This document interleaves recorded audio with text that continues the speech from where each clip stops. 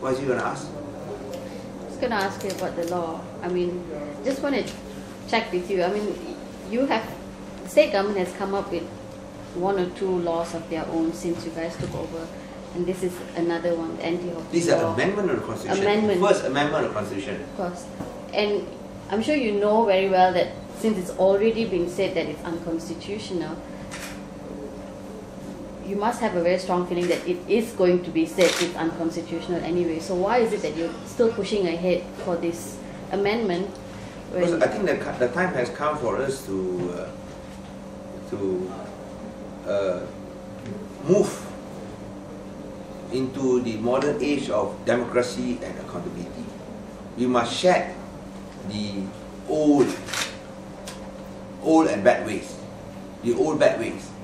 where I think jumping from one party for personal interest is acceptable. I think there is a need for those who lead the party to seek a fresh mandate from the voters. And of course, finally, the basic condition is that they should be allowed to recontest. I think we are saying that they must be allowed to recontest. So now is that there are people who, and there are some politicians who are very genuine. Okay, they leave the party, they want to resign, but then they cannot recontest. So we want to provide that avenue where the state constitution is amended, that the seat is declared vacant by the state assembly. So they did not resign, but it's declared vacant by the state assembly because they have left the party. And let there be a fresh election, a fresh mandate from the people.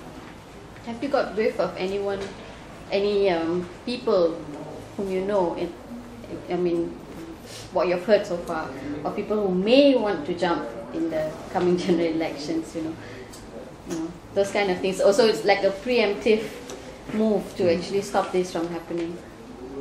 Because this is in response to questions about our commitment towards integrity in politics. And I think this demonstrates that we want to establish not only integrity in politics, but also political accountability, as well as upholding basic democratic principles. That is finally the people who decide. So you are not tabling a new law, but to amend. No, we have to amend the constitution. We cannot table a new law. It's not a new law. It's new law, but when we amend the constitution, it's a new law. Yeah. Amend the clauses in the. Amend the constitution is a new law. It's the same. What does the current constitution say? It says that you cannot, It's silent. Silent. No, your seat is only vacant if you are bankrupt, if you are of unsound mind. I wonder why that is never used in certain accurate. And then of course, if you have been fined above 2,000 and imprisoned above 1 year, I got caught by that third provision. That's why I lost my parliamentary seat previously. So these are and then you're no longer a citizen of the country. Okay. Then of course you are not qualified to be an assemblyman or a member of parliament. So these are the present rules of qualification. Okay. So we want to propose to include a new one. That if you are not a member of the party that you were elected on, then there should be the seat should be declared vacant and a fresh mandate should be sought from the voters. Okay. It's just that, I mean, like your Freedom of Information Act also, it's unconstitutional. So, these are No, it's not unconstitutional. It's still waiting to be challenged. As long as it's not challenged, it is constitutional. And how about there may be constituencies that says that we elected a person based on his character or personality?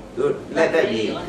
But when you look at the ballot paper, but how about it those is the symbol. independent candidates? Sorry? Independent candidates? Yeah, they have After election, No, independent candidates, they are not a member of any party. But after elections, they decided to. Yeah, but you're not a member of any party. So independent, if you are elected as independent, you join any party, you're not caught. Yes. But you represent a party. Because some of the voters they want to support the candidates because of the independence. So if independent, if you join a party, that is not in question. Because you are not representing the party, you are independent. Yeah. But it's also betraying the people who want their candidates to stay as independents. So unless you say independent is a party, let that interpretation be decided lah. You know, we will of course decide on that question. But my initial opinion is, of course, we will wait for the ESCO committee to decide on that policy question. That I think independent should not be considered a party. They are not a party. They are independent. So I think we should respect the independent stance.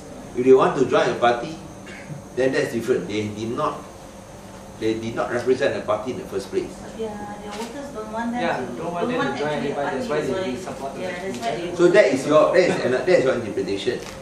But when you say that the voters do not want them to join any parties, you just want them to join as an independent. So that is subjective lah. Because if you are voting for that person, even though he joins any party, he's still that person. Wouldn't So that could be one make interpretation. Wouldn't you disqualify? I mean, make him unqualified then if he No, joins? so I said that is a question of interpretation. When you talk about an independent candidate, how do you classify him? Okay, my personal view at this stage, as I say, we still will have to let the ESCO committee decide, is that an independent legislator does not represent a political party. So if he joins or he loses his independent status and joins a political party, then he is not caught under that provision. But of course, we will discuss further on that. But if you're looking at the mandate of the Rakyat, then it does. That is a question of interpretation, because we are talking about the party. If you look at the mandate of the Rakyat, the mandate of the Rakyat can also be interpreted as giving to that of the Rakyat. But we are talking that under our system of representation, he is elected on the basis that he is a member of a political party. If he is not a member of a political party, he stands as independent. That means he do not want to be a member of any political party. So he is an independent in a sense. If he wins, that means the people also don't want him to join another party, you know? That's a question of interpretation. I say that's a question of interpretation. But no, Susan, the biggest problem that we encounter is those who leave the party for another party, not for public interest. So that would be the biggest problem. But of course, this is only my personal opinion. It can also be subject to change. This is one area that is still open for discussion. If one is public interest is so good, if they can get like maybe a referendum from their voters saying that they agree, you know. So then let's say if you get a fresh mandate, that's not a problem. The main thing is that you must be given the choice to recontest. Then they can recontest and get a fresh mandate. So this would apply for the independent candidates as well, if they want to join DAP or PKR or something. Wouldn't there be a... My view is that independent, when you're independent, you don't represent a political party. But that is why they were elected, because you don't represent anybody. Yes, but then if they join another political party, whether you get caught under that ambit or not. So this is still open for discussion. So, but I think this is a smaller issue compared to the larger question, where you can influence the fate of any government. And that is a larger issue. Are you but afraid of course, of I'm open to further discussion. I mean, I can agree with your views, because I think that it's not written in stone. So this one is still open for further refinement and for discussion. But the main thing is this: that as long as he leaves a political party, then that he has to seek fresh mandate, because he was elected on that platform. But whether independent should be considered a political party, I'm open.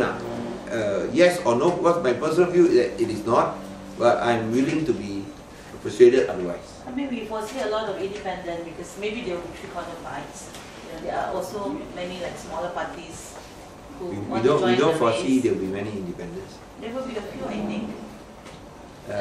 No independent was elected in the last elections. Yeah, I think tides could change. Unlikely, Susan. We're really fed up of PR and BN Yeah. go for independent. Sure, why Then not? that one will be either PR friendly or BN friendly. Sure, possible. But let us discuss this further. My view is that it is not, because they don't represent a political party. Are you afraid after serving one term, the following term you guys there might be those who may cross over or anything? Is that why you're pushing for this law? No, in but such this law urgency? cuts both ways. When you propose such a law, you are also stopping people from joining us, so that we can strengthen our position. So it cuts both ways. What is most important is that you respect the wishes of the voters, and you allow, or you uphold the basic principle that the people are the bosses. They decide. So no element of fear. That No, I think you came up with this when the DAP was pressured, right? For No, I didn't. to make a stand on Sabah as well as Anwar's September 16. No. I think that was the That was consideration. no, that was a question made, asked of me, of my view of the two VN MPs from Sabah who left. By Gerakan, right? No, not Very not recent. Gerakan. Yeah, but it was not because of Gerakan. And It then also was a earlier. question that was asked. So I say that this showed that they have lost confidence in the Prime Minister and also in the Sabah Chief Minister. And as such, but I continued by saying that there should be an anti-hopping law. There should be an anti-hopping law. Now, this one is in Sabah, very different from Peninsular Malaysia. Now, in order to follow up on what I said that even though it is unconstitutional, we are willing to try and see whether that federal court decision can be reviewed and reversed. And even Kappa has said that the court case or the federal court can review and hopefully reverse their previous decision. Okay? Any other questions?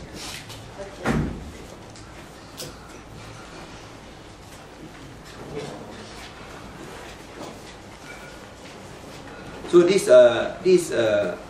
the constitutional amendment is still subject to further deliberations, but I think you should look at it in terms of the basic principle.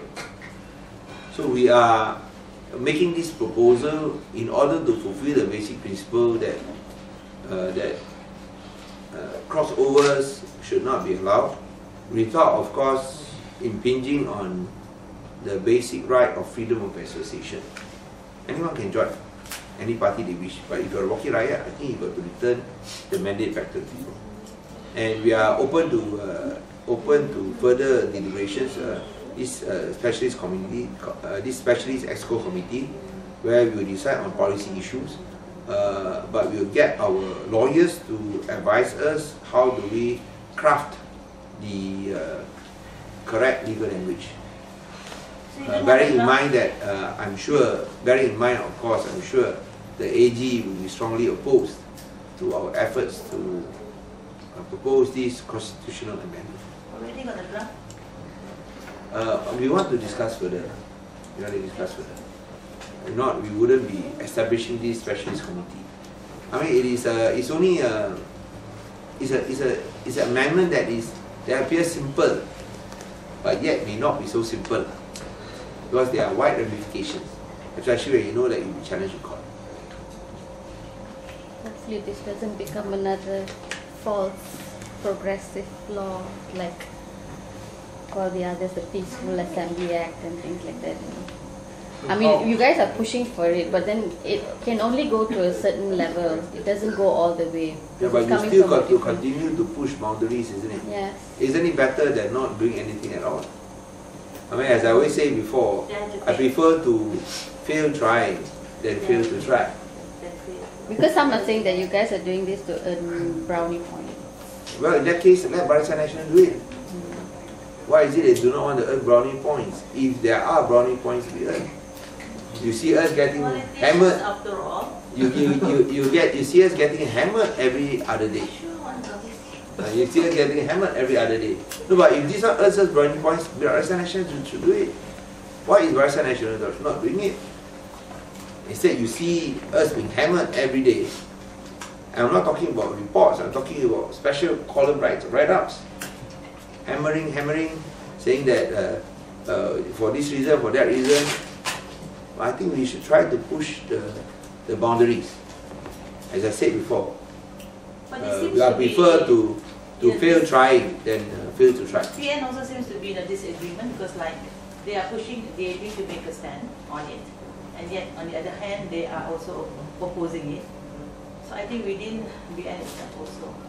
The only part I think there is that they are caught by their own web of logic or their own web of illogic.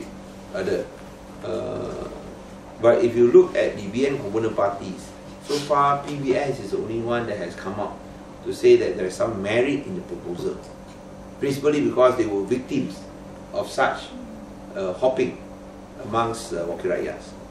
But I think the time has come not only for individual parties, but for